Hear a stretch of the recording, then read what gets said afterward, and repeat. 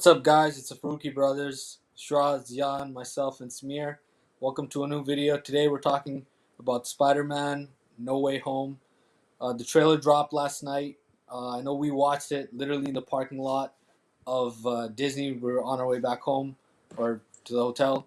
I guess we can start with our raw reactions. Shraz, we'll start with you. Actually, we'll start with the resident Spider-Man fan, Samir. Samir Hassan Faruqi. Tell us what you thought about the trailer. What are your thoughts? All right. What I thought was, in all honesty, it did not look as good as I was hoping. Um, I mean, expectations are really high for this movie, so far it's not looking too great, just because of how the whole home trilogy has been so far. We haven't been I know us as a group, we haven't been feeling it that much. All this trailer has really done for me is getting me more excited for Doctor Strange. Because all the scenes with Doctor Strange look good, and all the scenes with the Spider-Man characters that aren't from the MCU Spider-Man. So really, I don't think we've seen that much. I don't think we've seen enough. Of course, it's just the first trailer, even though the movie's coming out in December. But so far, it's not looking up to standards. Okay, well, Shraz, we can't hear you, Shraz.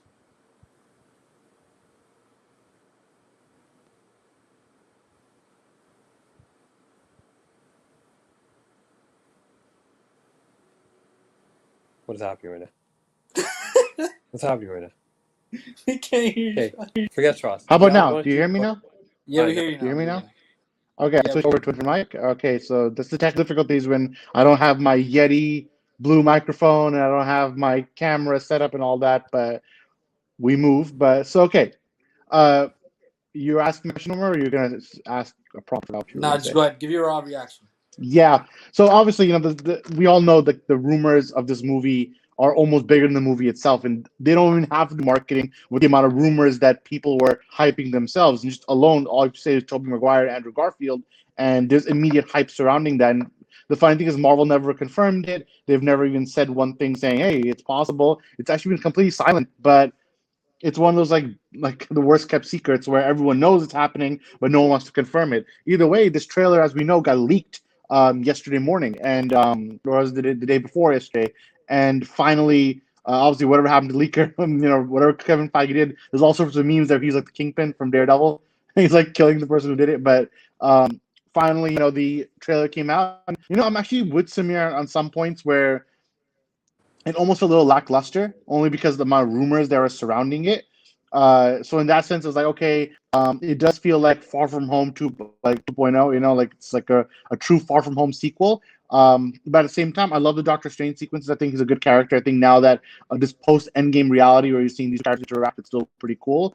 I did think it was, again, humor-wise, it was very jokey still, which, again, that's John Watts' style, and the director didn't change. So really, if you were what Homecoming and Far From Home are, this movie will still be. And just because Tobey Maguire and Andrew Garfield might show up doesn't mean that tone changes all that much, but it's still a John Watts movie, right? So that's something to be obviously cognizant of. Overall, I think the absolute show stealer scene was of Alfred Molina's Doc Ock, and Spider-Man 2 means a lot to us because we grew up with it. So seeing Doc Ock back, first of all, this is the CGI they used to kind of like de-age him a little bit. He looks great, honestly. He looks just like he did in Spider-Man 2, probably even a little younger somehow. But I think that's a really cool thing to see him back, and you see a grenade. I have a picture of the grenade that from Green Goblin. There's when you go frame by frame, there's little frames that show Sandman, that shows the Lizard. Of course, there's some sequences of a guy with his sleeves rolled up in a white shirt that some people claim is Matt Murdock,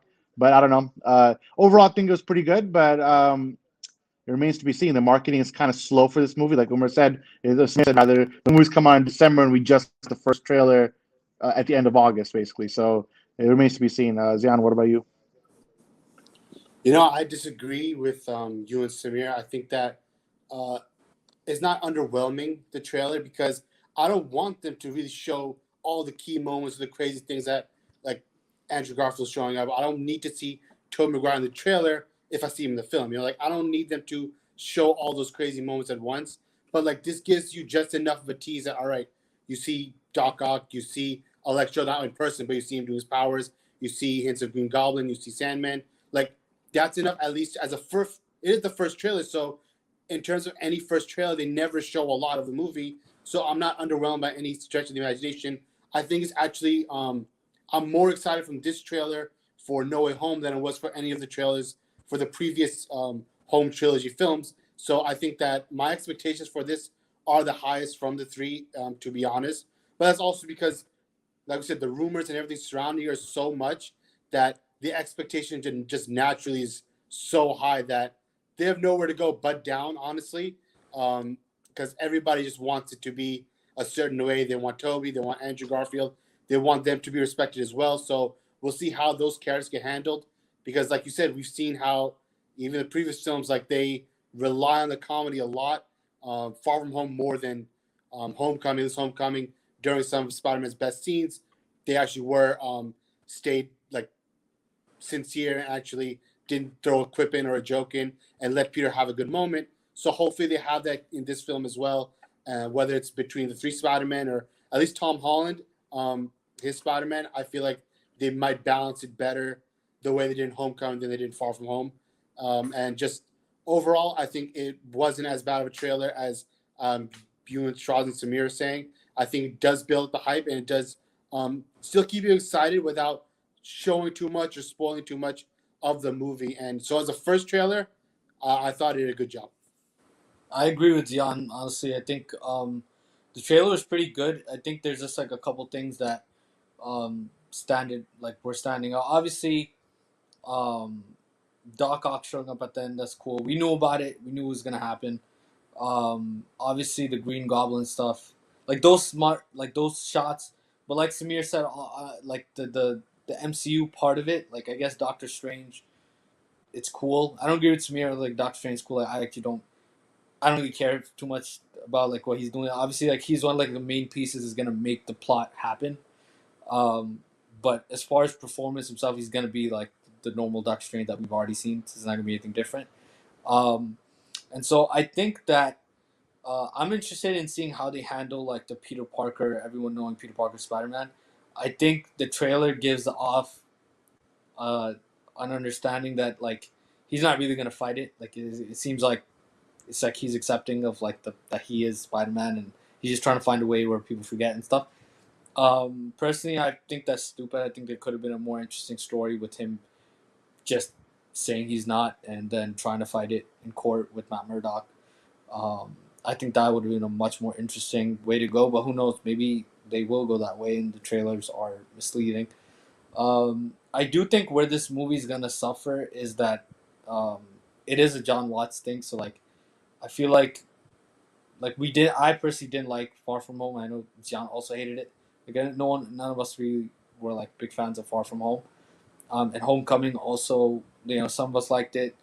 I wasn't a fan of Homecoming either. I actually think if Sam Raimi directed this one, I think I'd be like insanely more excited. I just feel like he would thread it better, and I like his style more. And all in all, I think I'm excited, obviously in the sense of like, seeing the three Spider-Man. But I mean, I think I said this on one of the podcasts before that. Um, I just feel like it's gonna be poorly executed. Like I feel like it's a really good idea on paper that could be executed very well if you just had the right architect. But I feel like they have the wrong architect, and it's gonna show. Um, from a filmmaking like standpoint, we're gonna see in the movie that it's probably gonna struggle quite a bit. I guess one question I have for the entire panel is like, where do you think, what's the strength of the movie? Like, should they be nostalgia heavy and like just go more deeper into that end, or do you think it should be just a well-made MCU, same thing that they've always done, or a bit of both? Like, where do you guys think it? I Where do you think think it I should think a be? bit of both. I think a bit of both. I think it's funny because we talk about nostalgia a lot, and I don't want to be a hypocrite because we've a lot of times have talked about nostalgia in a negative way, like, oh, don't live in the past, don't keep chasing the past. And we do that for Superman, we do that for Batman, we do it for a lot of the DC characters. We're like, yo, you don't have to keep chasing what happened in the past, keep building a future.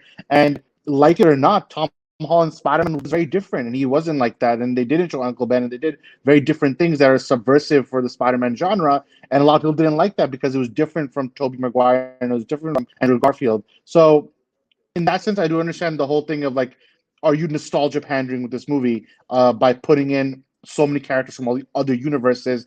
But at the same time, I'm like, there's a way to do it right. There's a way you can pull it off, and I don't want to dunk on the Flash like this, but I feel like the way the Flash is bringing back Keaton and Affleck, I feel like almost that feels like more disingenuous than the way they're doing it. I think because Spider Verse of all movies kind of set the gold standard that if you're gonna do a multiverse Spider-Man movie, this is how you could do it.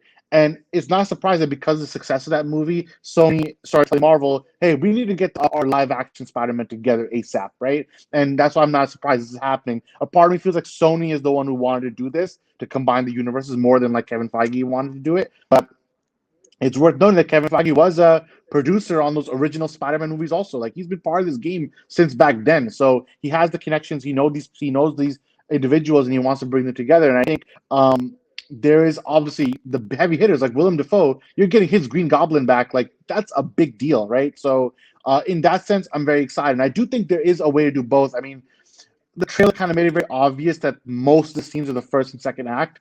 I don't think anything was the third act, except for maybe that one scene where Doc Ock says "Hello, Peter." I don't think he's saying that to Tom Holland. I think he's saying that to Toby. I think they cut the trailer in a way to make it seem like he's saying it to Tom Holland Spider-Man. I think he's looking Toby in the face and saying that, which could be sick. But like we said, to the double thing, we know Matt Murdock is showing up in this movie, and he's gonna show up in the first act, and there's gonna be hopefully some like darkness to it where Spider-Man is going through the consequences of his actions from the movie prior, and because he let Mysterio have the codes to this Tony Stark system and all that, now he's dealing with the consequence of him getting exposed. So and with Matt Murdock, that could be an interesting plot. I mean, the second act is probably going to be all the Doctor Strange stuff, and the third act is going to be the Spider-Man stuff. So the movie's pretty, at least for now, from my understanding, it's pretty easy to tell what's going to happen. But that doesn't mean it can be a bad movie. Like, for example, I'm more excited for this superhero movie than anything else outside of the Batman. So, like, is Batman, then is this Spider-Man movie, and that's it. So that's how I feel about that one. I don't know about Zion or Samir if you feel this. Yeah, I mean, I agree. I think for Umer's question, I would prefer, I think plot wise, just seeing that Peter grappling with like the responsibility and the consequences of his actions. I feel like the focus of that is the strongest part of the plot, in my opinion, and I think that that should really be the through line through the movie, more than just nostalgia pandering, more than just oh you see cameos, that's cool, but like in the end, it is his story and his universe, so it has to be like I want there to be a good through line where okay at the end he does have to make some sort of sacrifice that like he is Spider-Man. That just comes the nature of the job, and I think that's one of the best parts of the Raimi films, where it's like time and time again, you see that Peter has to keep constantly sacrificing everything he wants personally for like the greater good. And I want at the end of this, for maybe through the movie, he gets those like learning lessons from Toby's Peter and Andrew's Peter. They give him the knowledge and the stuff they went through. They tell him that, all right, like, you know, this is what comes the nature of being Spider-Man. And you like sometimes you just have to give what you want. So I that's obviously going to be a huge part of the beginning where you see he's talking to Doctor Strange and he wants it to be a certain way. He doesn't want to give up everything. Like once the spell goes, everybody forget who he is. But maybe that's just a sacrifice needed, and by the end, he'll realize that. And I think that as long as the focus stays on Peter and like the journey he has to go through and the lesson that he'll have to learn through this, and by the end, and his growth, that will be like the key to make this film great, rather than just oh yeah, fun action cameos and let's just make jokes out of everything. Like I don't want at the end it just to be like yeah, everything's fixed, everything worked exactly the way he wanted, because then that doesn't really solve anything. Like that's not good for his character growth. I feel like at the end that through everything, through the nostalgia, through all those amazing moments that we'll get to see, I want the story to stay strong for the character and for the character to actually have some real growth by the end of the film. I agree with Jan also. I think just seeing the older characters on screen, the nostalgia will be there. So there's no point of heavily relying on that, even though it's like fan service and the MCU does fan service a lot. But I think focusing on Tom Holland's Peter is the main thing. Yeah, I agree with everybody.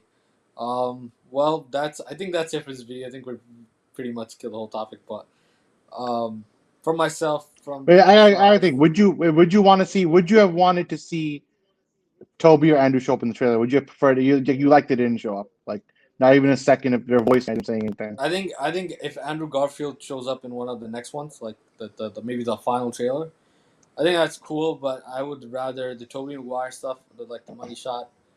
I'd rather see that like in the theater. See it in the whole time. I always wondered because when BVS spoiled the money shot in the trailer of the Trinity, I always wondered that if they just kept that for the movie and didn't show that, if Wonder Woman alone was not shown in any trailer, you saved her for the movie, that when the money shot happens, you saw it. I feel like that would have been like a way to really. But I always look at BVS marketing as one of the worst movie marketing. So I'm trying to compare like what's the line between spoiling too much and keeping things. And it definitely seems like for this movie, they want to keep as much under wraps as possible, even though a lot of actors, including Doc Ock, Alfred Moon, he was like, "Oh yeah, I was so good to see the whole gang again, and the whole cast." Like, so a lot of actors are like spoiling everything, but like guys like Andrew Garfield, they've been holding their lips like on it. And Toby does no interviews, so it's gonna be interesting to see. But I'm pretty sure when we come around to December, when this movie comes out, I think we're gonna be pretty excited just off the nostalgia alone. Let's call it. We've been nostalgia baited. It is what it is. Right. Yeah, it's Spider-Man. Spider-Man, like the whole universe is like exciting, especially like they built it really well. So, and I guess since you cut me off, Shiraz, why don't you go? Remember, I was gonna tell you about tease a vlog that's coming up. Where are we right now? Do you even tell them what we're doing? Yeah, I mean, whatever.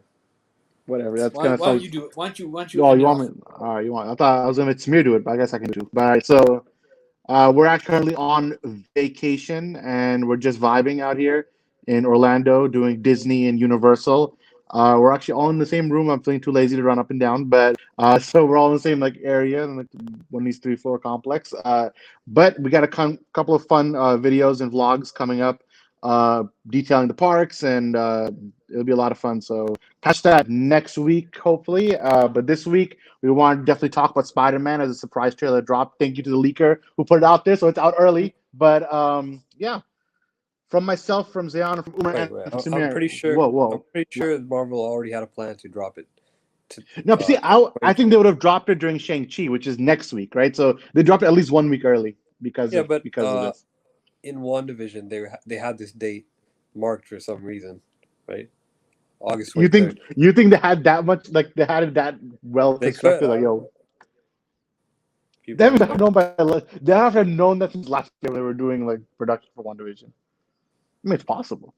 Wait, but wasn't CinemaCon like already happening right now? So wasn't it gonna drop anyways? But they didn't. Yeah, maybe. But they said they announced the cinema they were only going to show Venom and shit like that, but they never did. I don't know. I always said that the rumors were that it's going to play next to Shang-Chi. So Shang-Chi's coming out next Friday rather, and I thought that it's played right next to it, so like right above as next movie. But I don't know. Maybe Samir's right. Maybe they had this planner for a while, but it does seem weird that the leak happened the night before, and then now today we got the trailer. I mean, yesterday we got the trailer. So yeah, we'll see. From myself, from Zion, from Umar, and from Samir, we're the Faruqi brothers, and we'll see you next time. Peace out.